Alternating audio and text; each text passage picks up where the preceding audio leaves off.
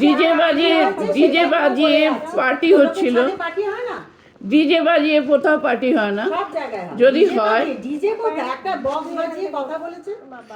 আমার শাশুড়ি মৃত্যু মুখে পড়ে আছেন, সেই সময় পার্টি হচ্ছে ছাদে। বলতে যেতে ফিজিক্যালি তেড়ে আসছে একদম। কিছু ফিজিক্যালি না, তোমাকে অনেক করে আমি ভালো করে বলেছি। তুমি বলেছিলে, তাহলে আবার কি? তোমার নাম বলিনি। ফিজিক্যালি কে তেড়ে এসেছিল? এখানে গেস্টের সামনে এইভাবে কথা বলার তোমার রাইট নেই। কারোই কিছু রাইট নেই, কে তোমারও রাইট নেই। তোমার বাপের ছাদ নয় যে তুমি এটা করবে। আর তুমি মৃত্যু মুখে তোমার ছেলে যে ব্যান্ড বাজিয়ে বিয়ে দিলে, তখন তোমার শাশুড়ি মৃত্যু মুখে। আমি আমার ছেলে ব্যান্ড বাজিয়ে বিয়ে দিয়েছিলাম এই বাড়িতে একটা কিছু। এই আমার অবজেকশন আছে। আমার ছেলের বিয়েতে এই বাড়িতে কোন অনুষ্ঠান হয়েছে? ছাদে পার্টি করেছে, ফার্স্ট জানুয়ারিতে একটা লোকজন এসছে, তা একটা ইয়ে হয়েছে, তার জন্য তুমি এতক্ষণে কথা কেন বলবে? তুমি কথা একটা মেয়ে মানুষ মৃত্যু মুখে বুঝতে পারছে না, আমিও বুঝতে পারছি। তোমার ছেলের বিয়ে দেবার সময় মৃত্যু মুখটা মনে ছিল না? আমার ছেলের বিয়ে দেওয়ার সময় আমরা কি টেনশনে বিয়ে দিয়েছি সেটা তোমার। তাহলে যখন তুমি করেছো, তাহলে তোমার এই কথাটা বলা উচিত হয়। ছেলে মৃত্যু মুখে কি বিয়েটা আটকে দেবো? তাহলে তুমি উনি একটা বিয়ে ফাইনাল হয়ে গেছে, তার মুখে বিয়েটা আটকে দেবো? তখন এই কথাটা ভাবা উচিত হয়নি। নিচে কোনো আওয়াজও যাচ্ছে না, এটার জন্য নিচে আওয়াজ যাচ্ছে বলেই আমি শুনতে পেয়েছি। না, নিচে আওয়াজ যাচ্ছে বলেই আমি শুনতে পেয়েছি। এসে দেখেছি নিচে আওয়াজ যায়নি, আমরা নিজেরাই বন্ধ করে দেখেছি যে যখন বন্ধ আছে চার্জ, কখনই নিচে আওয়াজ আসছে না। তুমি দরজা বন্ধ করে দিলে নিচে আওয়াজ আসে না।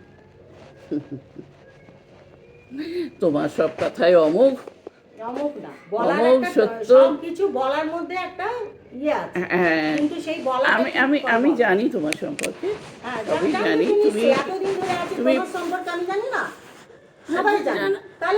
তাহলে তুমি বলছো কেন? আমি জানতে তো আই ডোন্ট কেয়ার কে আমার সম্পর্কে কি বলে। সম্বন্ধে তুমি জানলে সেটা আবার বড় কথা কি? তোমাকে তো জানতেই হবে। সবই জানি, জানতেই হবে। তোমাদের কিরকম কালচার, কিরকম কি সবই জানি। তোমার কি কালচার সেটাও আমরা জানি।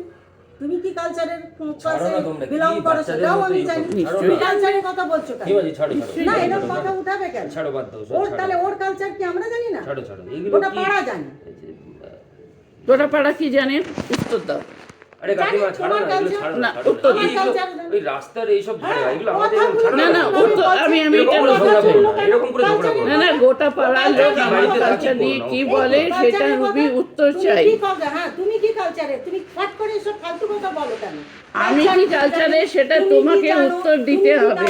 আমি জানি, তুমি সেটা উত্তর দাও। তুমি কেন ফার্স্ট এই কথাটা বললে যে তুমি কি কালচারের জানি?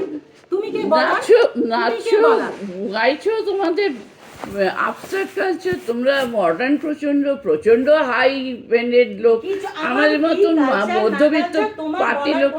আর আমি আমার শাশুড়িকে হাসপাতালে রেখে মনে করো যে তোমারটাই বেস্ট এবং তুমি যেটা করে সেইটাই সবকিছু সবাই মেনটেন করবে, সেটা তো সম্ভব না। বলিনি, আমরাও তো বলতে চাই না। আমি তো পুলিশ ডেকেছিলাম, এই পার্থ ঘোষ পুলিশকে আসতে দেয়নি। পুলিশকে আসতে দেয়নি। বাড়ির ছাদে যখন হয়েছিল পুলিশও এসেছিল, সবাই ছাদে পার্টি করে, এটা হয় 31 তুমি থাকো না, তাই প্রত্যেকের ছাদে। আমি পুলিশ ডেকেছিলাম পার্থ ঘোষের জন্য, পুলিশ ফেরত গেছিল। All is responsible